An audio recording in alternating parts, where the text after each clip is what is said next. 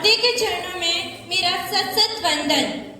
मैं हेमलता आज आप सभी के सामने जलवायु परिवर्तन के बारे में कुछ अपने दो शब्द आप सभी के सामने प्रस्तुत करना चाहूंगी कि काटकर वृक्ष हंसता है मानव, कि काटकर वृक्ष हंसता है ये मानव। अरे तेरी कहने पर तो शर्माता भी होगा वो दानव, जिसने दी तुझे जीवनदायिनी वायु, तू हरने लगा उसी की आयु।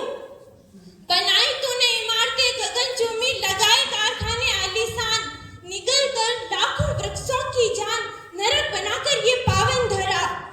क्या खुद के ही प्राणों को तूने ना हरा? है वक्त अभी भी संभल जा, कि है वक्त अभी भी तू संभल जा, वरना तेरी विनाश लीला ये रोबोट ही गाएंगे, क्योंकि कोई मानव ना बच पाएगा, कोई मानव ना बच पाएगा। ये ग्लोबल वार्मिंग का दानव सबको चबा जाएगा, सब कुछ तबाह कर जाएगा। महोदय, जलवायु परिवर्तन यह केवल एक भाषण का विषय नहीं है, यह मानवता का प्रश्न है, यह हमारे अस्तित्व का प्रश्न है। आज जलवायु परिवर्तन एक बहुत बड़ी समस्या बन चुकी है। हम जिस पृथ्वी पर रहते हैं वह केवल एक ग्रह नहीं बल्कि हमारा घर है, लेकिन क्या हम अपने घर के साथ परिवार जैसे व्यवहार कर रहे हैं? जहाँ देखो तो नदियाँ प्रदूषित, वहाँ देखो तो पेड़ कट रहे हैं, हवा जहरीली है, हिमालय पिघल रहा है।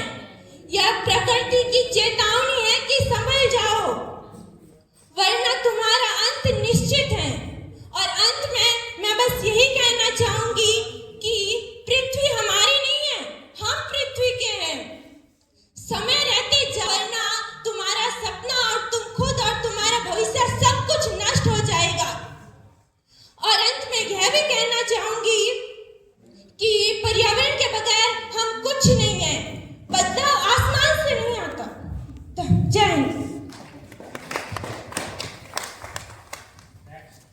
यदि हम उदाहरण लें कि साइबर फ्रॉड होता क्या है। साइबर फ्रॉड का अर्थ है जब हम किसी मोबाइल को यूज़ करते हैं, कंप्यूटर को यूज़ करते हैं, तब हम उसमें बहुत सारी एप्लीकेशंस होती हैं जिन्हें हम यूज़ करते हैं। उनमें से कई एप्लीकेशंस पर बहुत अलग अलग तरह के मैसेज आते हैं, लेकिन अगर कोई अच्छा इंसान है जिसे कुछ समझ में आता है कि हाँ ये साइबर क्राइम हो सकता है, तो वो उससे नहीं टच करता है। लेकिन बहुत से लोग ऐसे हैं जो ये नहीं समझ पाते हैं और उस पर टच कर लेते हैं, जिसकी वजह से बहुत बार ऐसे फ्रॉड्स हो जाते हैं, या फिर जिसकी वजह से उनके बैंक से पैसे भी चले जाते हैं। इसलिए हमें साइबर फ्रॉड को रोकना चाहिए। बहुत से लोगों को लगता है साइबर फ्रॉड ये क्या होता है, हम समझ ही नहीं सकते।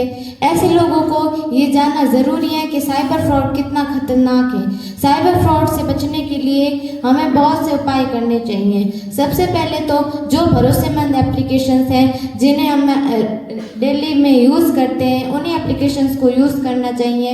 हर एक मैसेज पर टैप नहीं करना चाहिए, क्योंकि हमें नहीं पता कि वो मैसेज कैसा है। इसलिए मैं आपके सामने ऐसे विषय पर अपने विचार प्रस्तुत करने जा रहा हूँ जो हमारे लिए ही नहीं बल्कि संपूर्ण भारत देश के लिए महत्वपूर्ण है। वो है डिजिटल साक्षरता।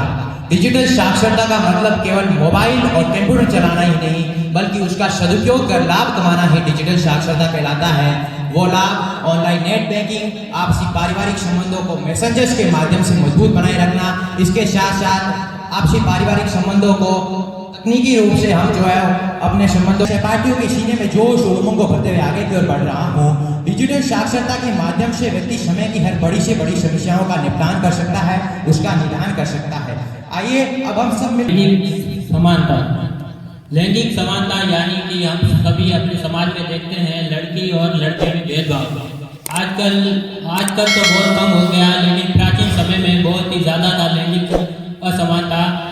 लोग अपने बच्चों को अपने जो बच्चे तो पढ़ने देते थे, लेकिन बेटियों को वह नहीं पढ़ने देते थे, क्योंकि उनमें एक रूढ़िवादी जो प्रथाएं शुरू से चली आ रही थी वह उनका पालन करते थे, और जिसमें कहा जाता था कि सिर्फ वंश